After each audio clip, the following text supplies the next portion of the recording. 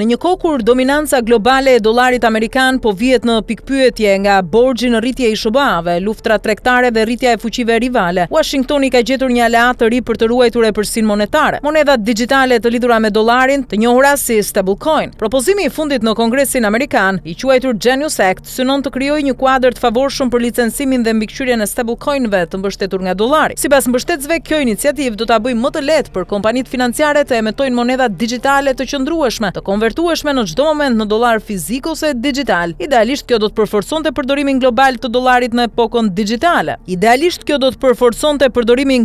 të dollarit në epokën digjitale. Por pikërisht këtu lindin dilemat më të mëdha. A janë këto monedha realisht të sigurta? A mund të besojmë se pas çdo stablecoini qëndron një rezervë e likuiduar dhe e sigurt? Në rast paniku, kush do ta mbulojë deficitin nëse mira përdorues tërhiqen njëkohësisht? Për te anës teknike, problemi është thellësisht politik. Nëse një stablecoin i mbështetur nga dollari fillon të përdoret masivisht në vende me ekonomi të brisht, përfshi rajonin tonë, çfarë ndodh me politikën monetare të atij vendi? A do të kenë më kuptim normat e interesit, kontrolli i inflacionit apo vetë fuqia e bankës qendrore? Nëse njerëzit fillojnë të kursejnë, të paguajnë dhe të investojnë përmes stablecoinëve të huaj, atëherë sovraniteti financiar i shtetit praktikisht do ta avullojë. Europa e ndërgjegjshme për këtë rrezik ka reaguar përmes rregullores MiCA, e cila vendos kritere strikte për emetimin e aseteve digjitale dhe kufizon përdorimin e stablecoinëve të huaj pa autorizim të BE-s. Po Shqipëria, po Kosova, a janë institucionet tona gati të përballen me këtë val? Deri tani askush nuk ka një plan konkret për mënyrën se si do trajtohen stablecoinët në hapësirën shqiptare.